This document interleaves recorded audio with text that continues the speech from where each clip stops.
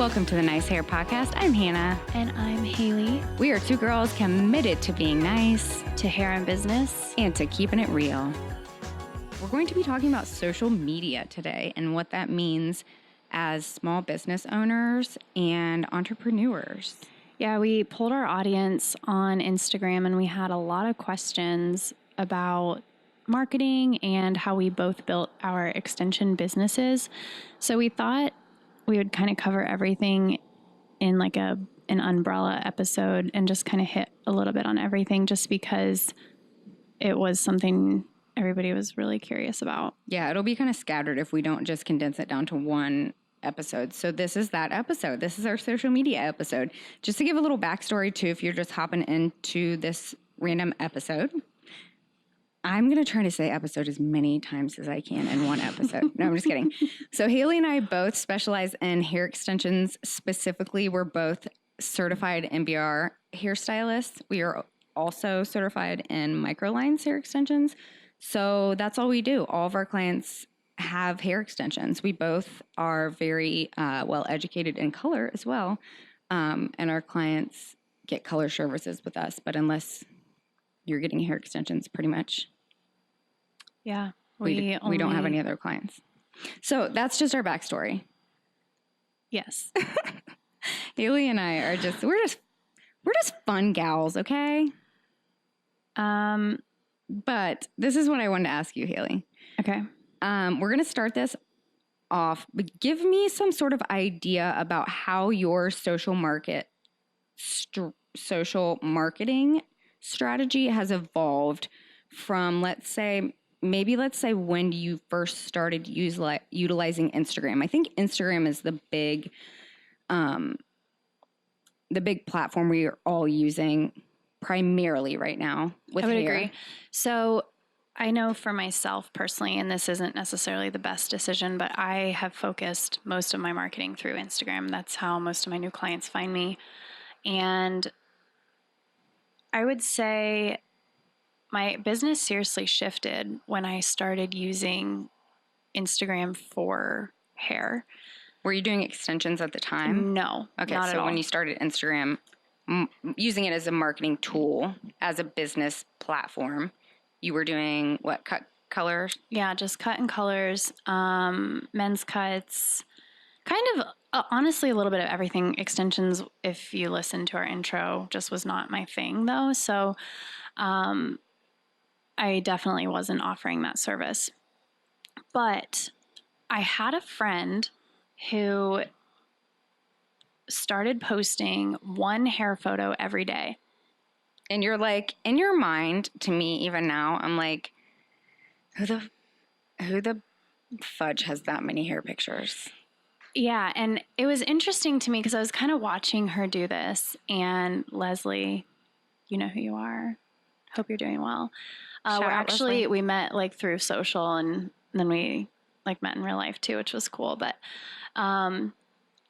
she started posting one hair photo every day. And I just was kind of watching that, and I was like, man, it's kind of a lot, but I mean, she's not like losing out on anything. No. By doing that. So that's a good point. Like, you're not like, the thing is nobody likes you as much as you like you. Also, no one's watching you as much as you're watching literally, you. Nobody else is paying as much attention to your content as you are. So every single thing you're overthinking, nobody else is thinking any single thing about it. And for better or for worse too, it doesn't mean that, by all means, like, we're all very valuable, but I think we don't realize we are just the blink of an eye in someone else's like large day, you know. Totally. But we're all the star of our own show. Yeah. Well, especially like on an app on a phone, like nobody cares that much. But sometimes people will troll you and then they care, but that's their problem, not yours. Totally. So this is talking about like a normal audience. So I was just kind of watching that happen, and I was like, well, I guess I'm going to like start doing that. And so I slowly just started paying more attention to Instagram and how people were portraying their work. And I slowly started shifting my focus to pictures of my work. And that was kind of a little bit of everything, cuts, colors, across the board. But what was interesting, my schedule started filling up, and I So you started noticing that too. How long did it take from when you really started? I'm actually, as we're speaking, scrolling back on Haley's Instagram. She doesn't know this. She probably just thinks I'm being a dick and like looking at my phone because we're sitting across from each other. Oh, but gosh. I am not being a jerk. I am actually on my phone scrolling far, far deep back onto her Instagram to try to figure out when she started. And this was some research I could have done before, but I'm doing it now. I'm trying to figure out when she started being consistent about posting. So I would say it probably, because here's the thing with social media, you guys. Consistency is the key. You have to be consistent. You have to show up consistently. Whatever that looks like for you, I think that's something you can determine on your own. But once you decide to start showing up, if you want to see a shift and a change, you have to be consistent with it. It's the same thing with like a diet or a workout. Like you can't go to the gym once a week and eat McDonald's every day and expect to see an overall improvement to your body. Like it's just not going to happen. It's the same thing with your social, with your business. It's like anything else. Even if you think about it, and I think Haley's mind goes to workout and diet because Haley is, those are interests of hers. Not that they're not interests of drinking mine. wine. No, it's okay. But I think like I really like and focus on leadership, relationships. I'm just a very curious mind. So I think my mind goes to like relationships are built over a long, consistent time. Absolutely. You can't have a best friend in 1 week. No. You know, like it's so when people go also to look at your work, even if you've been doing hair for 15 years, if you only have 10 pictures because you were so hard on yourself or so picky about what was worthy of putting on the internet, like no one gets to see that growth process that you went through. Absolutely. And people just don't relate to you as much too, because like here's the funny thing though, like literally no matter where you're at in life, whether it's within your business, whether it across the board, whatever it is, if you're a stylist, like wherever you're at in your hair journey, there's always going to be somebody shittier than you and there's always going to be somebody better than you. That's very true. And always, literally no matter where you're at. And that is all very subjective too. Like absolutely. Because somebody that's not, whose focus isn't color or extensions or whatever your favorite thing in your business is, somebody else's focus might not be that thing. So like, if I love Vivids, I don't care about Haley's great balayage. Literally. Like if I love rainbow unicorn hair, she doesn't care about my natural looking clients who look like the sun did it. Like she's like, why would they spend money on that? Right. You know? And that doesn't mean I don't appreciate it and I don't think that it's good work or good art. It just means that everyone's coming from a different experience perspective and things are all viewed differently, which is good because that means that whatever you're putting out there, for better or for worse, is if you are putting what's true to you out there, not true to like whoever you think is the best because you're not them, but if you're putting what is true to you out there, then people who also enjoy that and appreciate that are going to find you. Absolutely. And I think it's important to know when somebody chooses to follow you or to partake in whatever you're putting out there, they are picking you because they relate to you in some way. Yes. Whether that's personally or professionally. So I think it's important to make sure people get to see your personality as far as like social goes, because Hannah and I are both very outgoing. We're both very, like we've kind of never met a stranger, but we are each going to market to two different types of clients just because of who we are as people.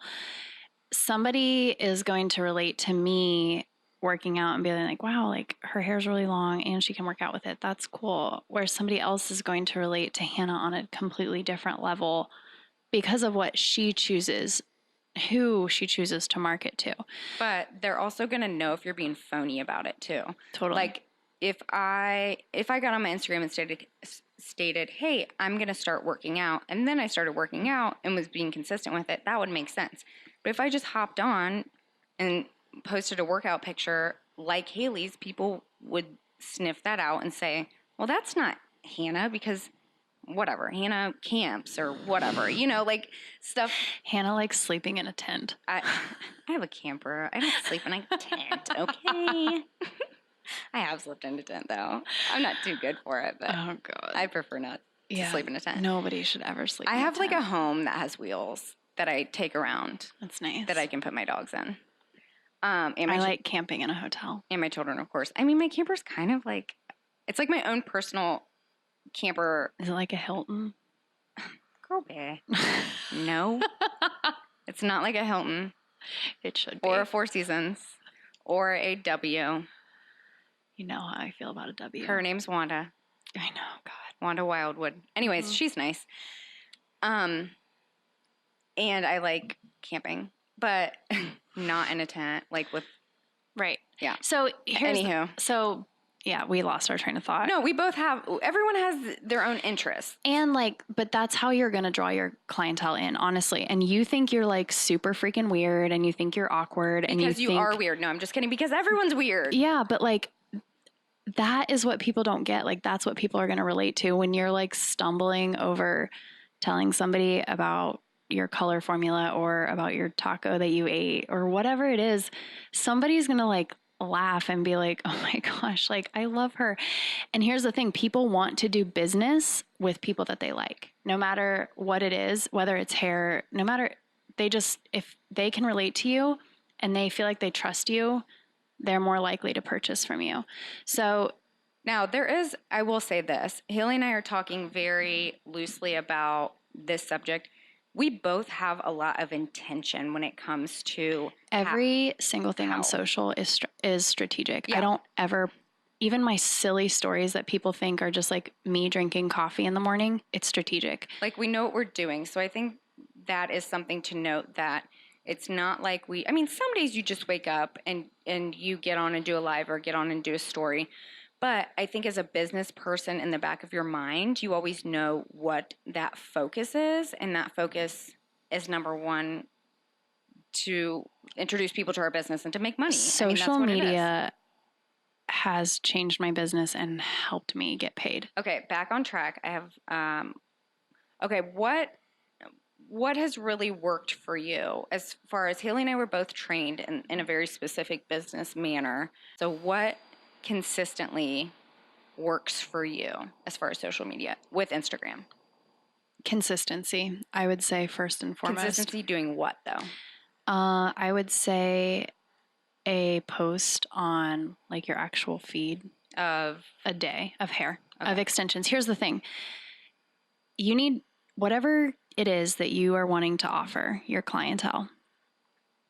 It doesn't have to be hair, but like for me, when I was trying to build, this was one of the questions that we got.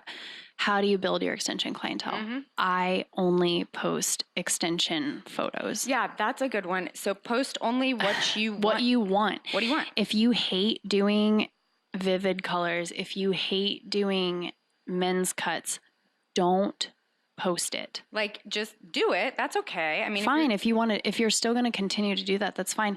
Don't post about it though, because you are going to attract people who are looking for that service. So for me, as soon as I came back from my training for extensions, I don't think I made a single color post. Honestly, I've been doing MBR for 2 years. I don't think I've made a single hard post about anything other than extensions in the maybe two, just to like, same. I mean, like shits and gigs. Yeah. If we could really scroll back. You know what I mean? But like, I only am advertising extensions because those are the only clients right now that I am interested in taking on new clients with. Yeah, that's all we do. So that's all we're posting. There's so if that's something that, like, whatever your specialty is or whatever you want to focus, like, only post about it. So if you love balayage, if you love highlighting, whatever that is, only post it. Don't post other things. I think sometimes we forget that there's value in taking say you have a bunch of men's or kids cuts, but you don't want that. But you have like 4 or 5 great baby light, highlight, balayage clients or extension clients or whatever. Take those clients and take pictures of them in different against different backgrounds, or take some outside, take some inside, and then use those like spread out over a long period of time. There's no I guess there's no like harm in like reusing pictures later on, especially in your feed. No, Like, not at all. if you look at the big players like Salt Society, is that who's up in Connecticut? Yeah. Yeah, they have a great branding strategy and branding look on their Instagram, and they reuse stuff all the time. Well, and like have your clients, if you're worried about it, have your clients like bring a change of shirt or Yeah, that's a good throw a idea. braid in there. Like change it up, do different things. There's a way to reuse Like, just pictures. get Like smart. I do like when I do photos, I do front, back, side, side. If we have time, I'll have one of my assistants throw a braid in, just because then you have more content to post, and then you can use that literally months later, and nobody is ever going to know that was your client from like 2 or 3 months ago. Yeah, no, I throw stuff up. Just make sure stuff's consistent. Like, I'm in a studio, my background's always kind of the same, so I can throw Same. stuff up. Okay, Haley, here's a good question. We talked about this earlier, actually, but then we just kind of saved the good part of it for our I'm podcast. nervous. Okay. Don't be nervous. It's fine. Was this over cocktails? This was, yes, I had pizza and Haley had tacos, and I asked her a question. She's like, gave me a face, and I was like, we can talk about that later. Okay, Haley, should your specifically Instagram account, if you are a hairstylist or any other type of entrepreneur, or am I saying entrepreneur? Entrepreneur. I say photographer. Photographer. Yeah, I don't know how to say. Anyways, should you be a business or a personal profile? Like, there's an actual, like, we can switch those accounts to either represent ourselves as a business or a personal. Okay, I've looked into this a lot actually, and I think it depends who you ask. I'm asking you. I have an opinion on it too, but I'm asking Haley first. Okay, a lot of the research that I've done says to leave it personal, honestly. Really? Yeah, a lot of it does. I'm not buying it. Because of how Instagram, Facebook, like they're going to be targeting businesses, and if you want your content to be seen, they're going to push you to sponsor it to be able to pay for it, right? Mm-hmm. Like, which makes sense on that end from Facebook and Instagram as a business. What is yours right now? Mine's a business, but here's why. I had it as a business a long time ago. I really like the analytics behind having it as a business. I mean, you can't beat it. Like, Yeah. you really can't. And I mean, for me,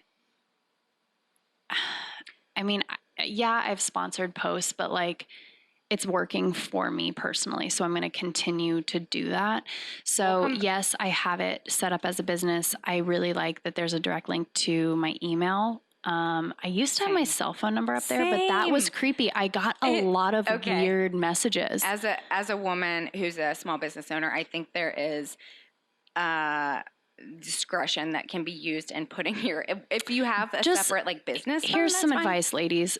Don't put your cell phone number on Instagram because you'll get asked out on dates that you have to like turn down, and then you have to like block emails, block Instagrams, and then they like reach out to your family members. Also, it gets weird. Also, if you're a small business owner and an entrepreneur and you don't like, I'm in a studio by myself. I don't have an actual like, it's not like she doesn't have a receptionist to like. Yeah, it's not like King's Landing Salon. Like, it's not like a salon. Like, it's me in a studio, and I have an assistant who uses that space too. So it's like, I don't necessarily. An email is super professional, and also switch your email to a professional email if you don't have one. Like, it's not like Kiki Cheerleader 69 at AOL.com. Like, if you're still using like your high school email, What was your high school email?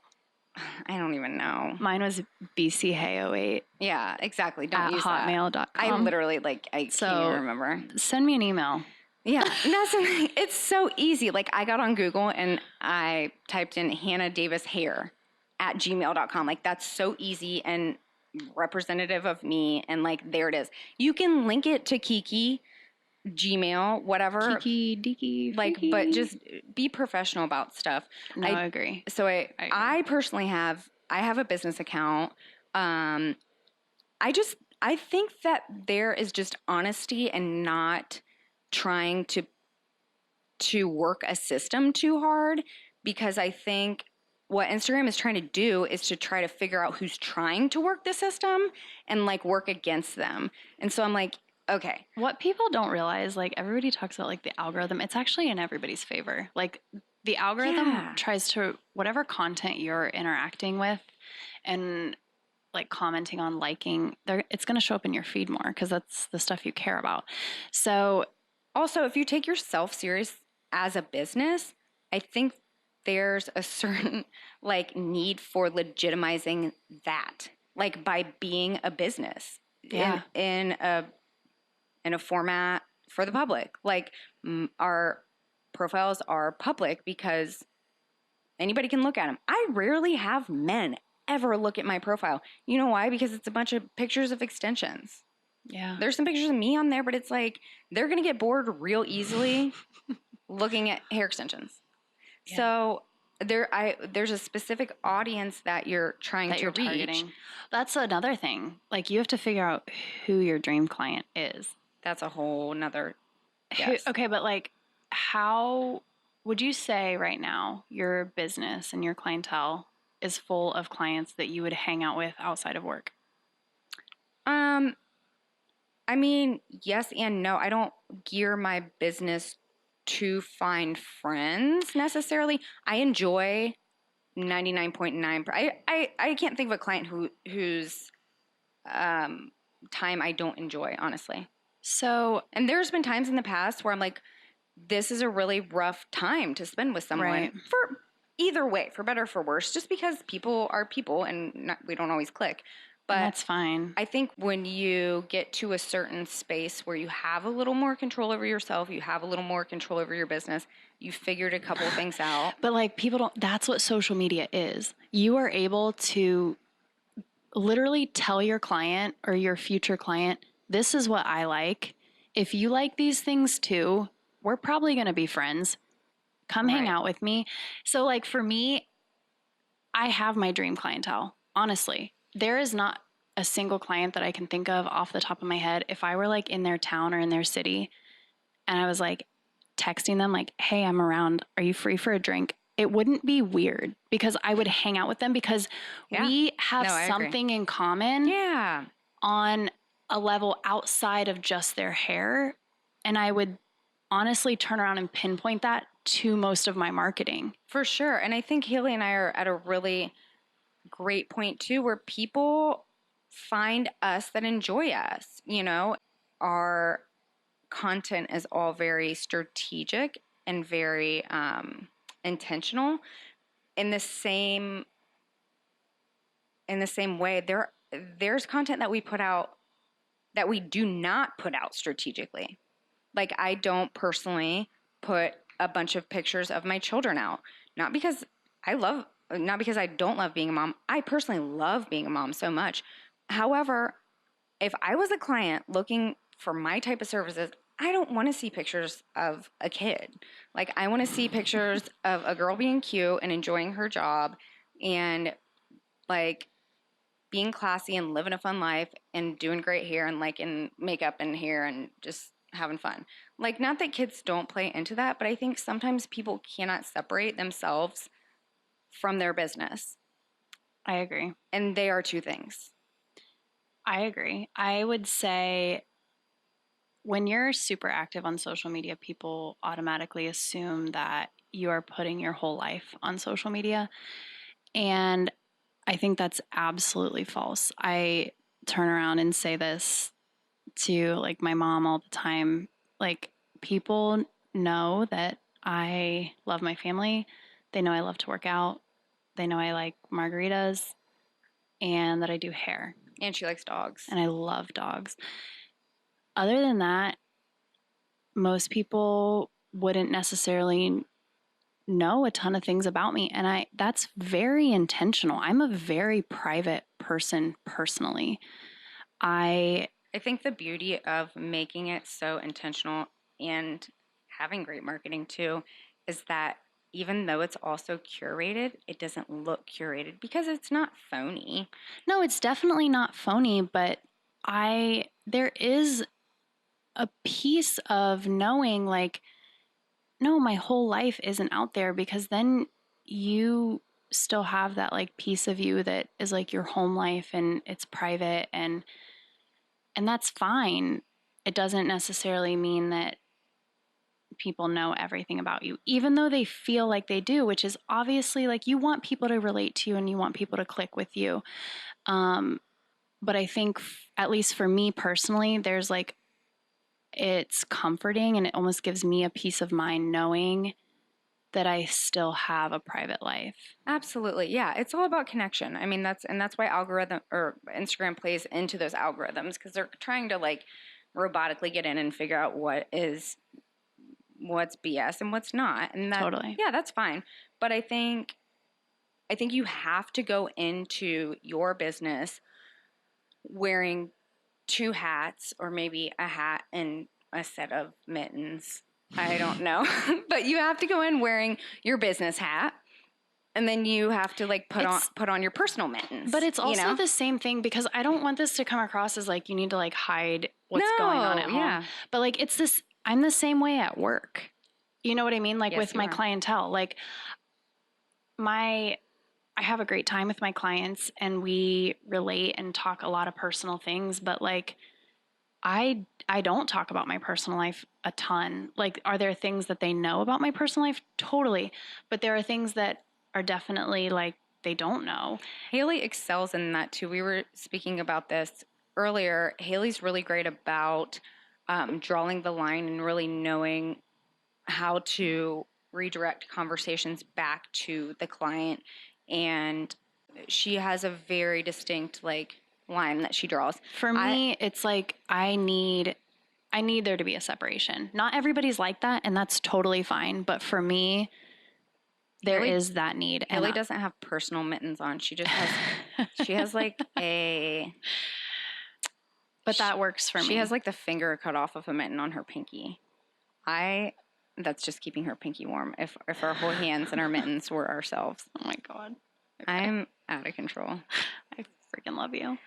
But I'm on the other end. That's why Haley and I are such a great team together. I'm on the other end where I've had to learn over time by just what's worked and what hasn't worked and what feels good and what doesn't to draw myself back a little bit and to know what type of personal things are fun and are engaging to share and then what is just like either kind heavy of for the client. Yeah, like, heavy or just like a toss out or just whatever. I say this all the time, you guys. Like, clients don't come sit in your chair to feel burdened when they leave. And it, like ever.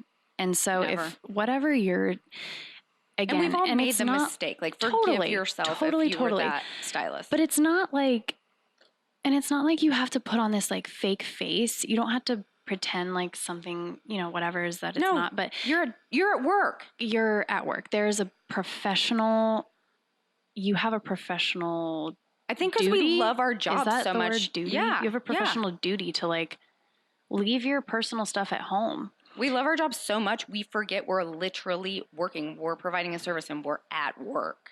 Yeah. Like we're at work. We're getting, this is our job. It's not like bestie time. And Haley's really super good at that. I excel in being vulnerable. It's actually one of my weaknesses that I'm not. Yeah, it's okay. Literally, it is. That's why we're a good team too, because we can lean into each other and take that from each other, and kind of grow in ways too. Yeah, she's gonna make me vulnerable. I can already feel it. It's so fun. I'm already annoyed by it. I know, so you guys know. So much fun. Oh, Haley has a really fun Yelp story. But before we talk about, okay, Yelp is not to be scoffed at. I don't know. I think it's scoffed. Anyways, don't give a dirty eye to Yelp because it's a real thing. I have not. Taylor says it's scoffed. Okay. Taylor. Oh, yeah. Thanks, Taylor. Thanks, Tay.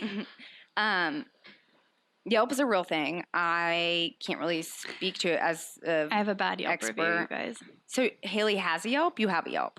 I mean, I didn't set it up, but somebody gave me a shitty Yelp review. Okay, that's what sucks about Yelp, too, is if you don't go on and create your own Yelp, someone can... I hope you guys all look it up that we're talking about it. I've never talked about it. Oh, that's okay. I know. I just hope everybody goes to look it up now. Yeah. No, we all have things we haven't talked about. but we'll talk about here. But someone can create a Yelp account on your behalf as a business patron.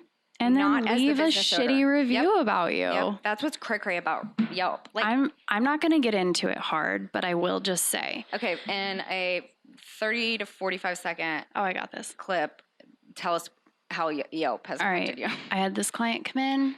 She loved her hair. Her first, I think it was like her first appointment and then maybe her second appointment. I can't remember if it was her second or third appointment that she hated. She basically, after that, contacted me saying she was having issues with her hair extensions that I was more than happy to address. We actually had a follow-up. So she was super happy from the beginning. Wrote a raving review about me on my personal Facebook page. Not on Yelp. Not on Yelp.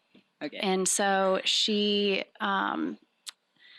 was super happy with her service and then had some issues, or she said she was having some issues, and I was more than happy to address it. We had another appointment for her to come in so I could check out her hair, look up to see what kind of had happened. And I'm on the edge of my seat right now. She canceled said appointments, refused then to come in and let me look at her hair or see her hair, then started threatening if I wouldn't give her a full refund to contact a lawyer. Wow, this escalated quickly. Oh, so quickly. And I said, I'm not opposed to giving you a refund, like at all, but I'm not giving you a refund until I personally see your hair in front of me. Which makes sense. Totally. And she refused to come in. And so I just told her, like, you need to stop contacting me. And if you have any further contact that you'd like to go forward with, here's my lawyer's name. Here's his number. And I haven't heard from her since. Well, that's a good thing. Then she wrote a shitty Yelp review about me. Okay. So that's the story. If you guys are like Yelping me right now, that's the story behind that Yelp review. I've been looking for your Yelp review during this. It's also story. on my salon page. It's not me. It's not on like me as a person. That's nice. It's on the salon page. So sorry, Shauna. Here's the thing I pride myself in, you guys, is like making sure that my clients are happy. And I always want them to feel if they have an issue that they can reach out to me and let me know that they're having an issue and that I'm not going to be like mad at them. Because honestly, probably it's something that I did on my end, or it might be a combination of both of us.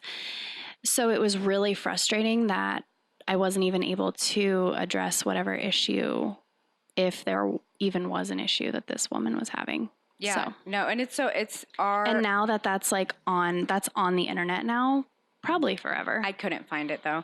It's our job as stylists though to like, number one, if you see something that you know isn't quite right, to go ahead. I literally, I don't remember, a couple days ago, I had to retone a client. If she hears this, she'll know. I had to retone her 3 times. I heard that.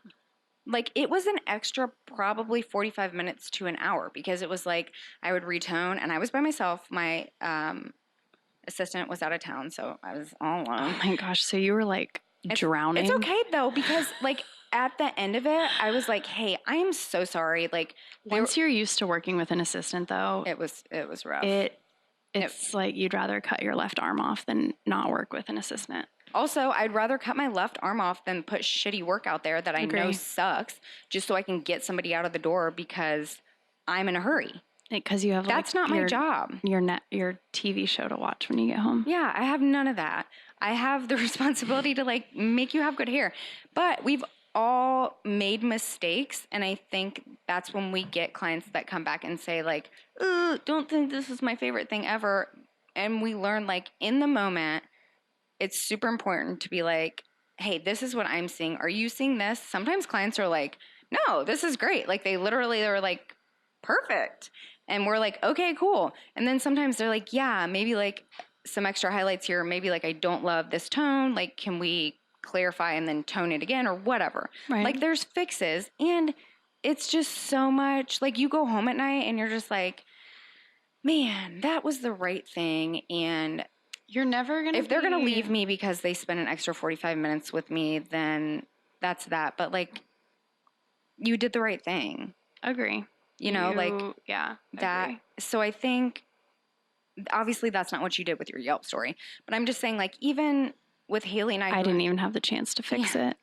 we have experience, and through that experience, I think we're able to take criticism too, which is a part of being vulnerable too, is that knowing that, like, my client's criticism isn't deeply personal to me. No, I agree. You know, like, Well, it is personal, and that, like, they're it's my spending a work. shit ton of money. Yes, queen. So they have every right, if they're not happy, to reach out to you and be like, hey, girl. But it's also What's up? our end to make that a comfortable pillow that they can lean into instead of a brick wall that they have to go up against. Right. You know what I mean? If I'm just like, hey, everything's great, bye, then, like, that's not, there's no, like, hey, let me know if you need anything or, you know, whatever. Yeah. So that ties into social media, and that, like, you just have to be accessible and be consistent. If I have a really bad week at work, I can usually, in some weird way, I know it doesn't make any sense, but No, it makes sense. I can pinpoint it back to like 2 or 3 weeks of shitty social media performance. So there's always a delay for whatever reason in the way that people consume and process and then act on your marketing or your social media content. So, and it's across the board. I think there's less than a month, more than a week.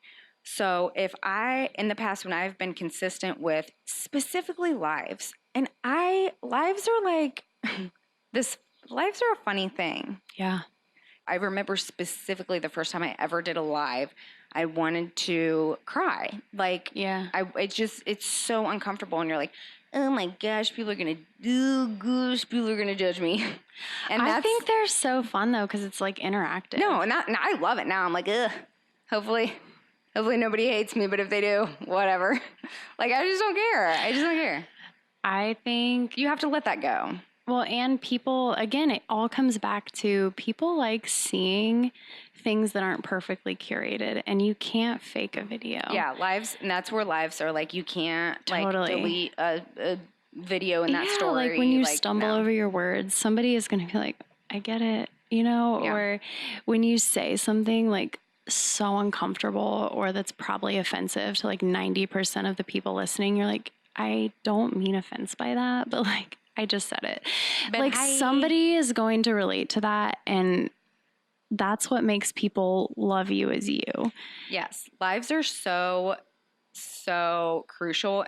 I agree. Because they are raw, they are real, and you can essentially do I've turned lives into IGTVs. Totally. I mean, I should do more of that, but we just say but like so much. It's so annoying.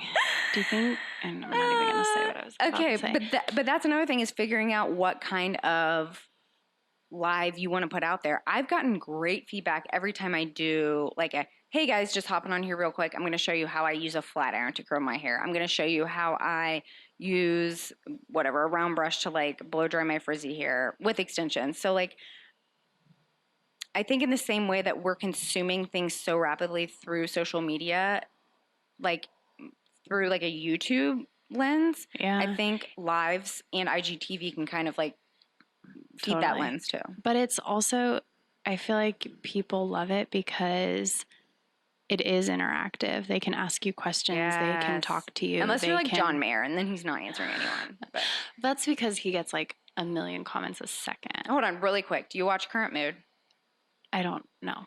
Is that a TV show? Oh my gosh. Okay, if you guys, I'm going to do this really, really quickly. John Mayer's Instagram. Oh, is this his like Instagram show? Yes, he has an Instagram I've heard show about it. called Yes. Current Mood. Okay.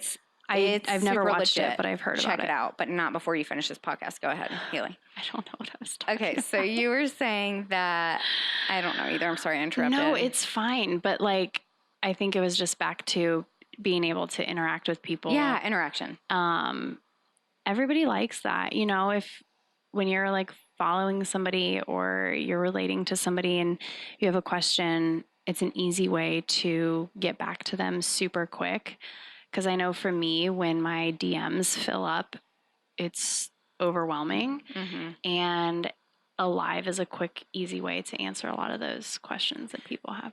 Yeah. And it's, we don't see stuff in real time. And I think that entertainment in general, just as a huge group, is going more towards a live audience. I mean, cable is going to be something of the past in 5 years. There won't be movie theaters like there are now. I mean, just people will want to consume things in more of a live format.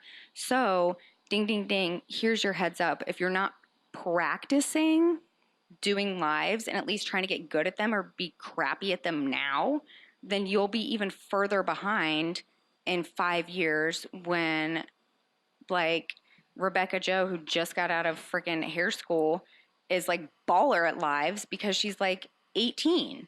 So I think it's just about, it's not keeping up, but it's more of like just practice. Like, videos are not going anywhere. They're going to be even more of a thing. And I think be crappy now. Like, if you're small, be crappy now.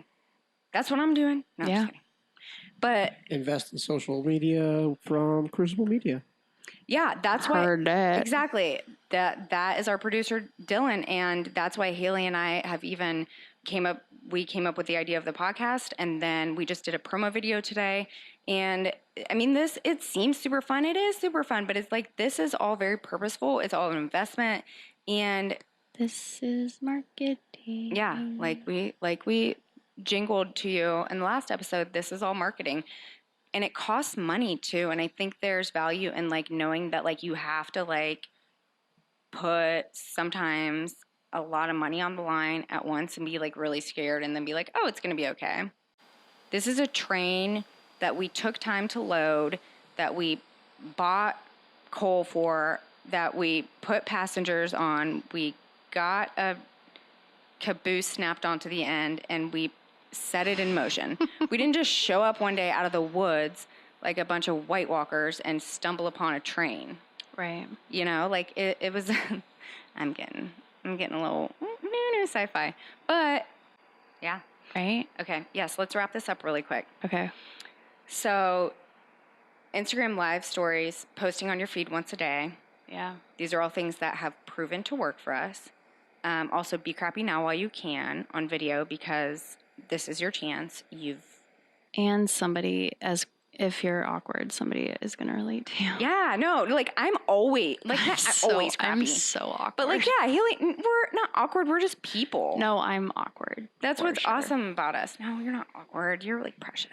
No, I think you're precious. You're the pretty little princess. It's uncomfortable, you guys. It's weird putting yourself out there. It's but here's what I so tell people weird. when they're like, I'm just so scared to like put myself, like do videos or whatever. This is what I have to say back to them. Okay. When I started putting myself out there, Instagram started getting me clients, which in turn helps me pay my bills. So it's obviously working. I'm marketing to a client, right? If Becky, no offense if your name is Becky, who like posts her latte and says like going out for girls weekend and like that's it, like she isn't promoting anything, that's fine, that works for her. But like, why do you care if she is like sitting and like judging what you're posting? You don't, because like she's not doing anything to try to get ahead or try to build a clientele. Like we said, everything's strategic. Why do you care when people who aren't using social media strategically, why do you care what they think? It's completely irrelevant. You have to, and once you start seeing those results, and you, like, if you've changed nothing else, if all you change is your social media and you can start tying those results back into what you're doing, it is going to blow your mind. Like, you're going to be like, holy cow, it actually works. But you have to do it over and over and over again. You can't just be and you just this cannot weekend. care what people who don't have that same vision as you cannot care what they think, because like it doesn't matter. Or care about how many people view or like things. Like the number of followers you have, that doesn't pay your bills. No. But like it sure doesn't. No. And sure, maybe it helps in some other ways. Fine. It helps stroke your ego. Okay, but like whatever. If you're marketing correctly to your ideal client, which we can get into again another time, it's going to change your business. It doesn't matter if you have 100 followers or like 100,000. if you can have 100,000 followers, but if they're not like purchasing or engaging with what you're putting out there and selling, it doesn't matter how many followers you have. But if you have 100 followers who are sitting in your chair, who are, even if 50 of them, whatever, like that's a full book. Yeah. You don't need anything else. It's all about focusing your energy that you have. In the same way, this is the last thing I'll close on, and I think this is a great closing point for us, is that I think a great starting point, I'm closing the podcast, but I'm giving you a good starting point. Goodbye. As the audience, a good starting point to all of this, if you are struggling to find a place to start or really just want to start focusing so hard in, is to start eliminating things in your life that don't serve you for whatever reason. Like an example of mine that I will give is I used to have Snapchat several years ago. Snapchat's so fun. Like, I'm not going to deny that. Me and my kids bonded over Snapchat. Like, my mom had fun with Snapchat with my kids. Kylie Jenner built her business on Snapchat. Kylie Jenner built her business on Snapchat. However, I was finding myself messing around with my friends more on Snapchat and using up the time that I could have been using to do other things for my business or really work towards something that I could have been more focused on. So Snapchat was just one of those things where I was like, love you, deleted it. I haven't thought about it since. And I think I've seen so many young women and men just with their heads in their phones, like either scrolling on somebody else's something. And I think there's a lot to be said too by like just not looking at other people's stuff all the time. Yeah. Like just stop, because it's not doing anything for you if it's not doing anything for you. And right. exactly what is and what isn't. And then really thinking about like, is being on Snapchat or is being on Facebook or is being on Instagram and looking at this right now, like, is this what I need to be doing? Is this being like productive towards my end goal? And then being willing to be like, it's not. Yeah. So if you need to delete Snapchat or if you need to scroll back on Facebook and not like check in as much, like do that. And not only will you feel better, you'll have more time to devote to being intentional. I think it's more about being intentional with how you're interacting on social too. And it'll clear your head too for more space to be creative and to really be true to you. Yeah. So in closing, thank you guys so much for listening to this episode.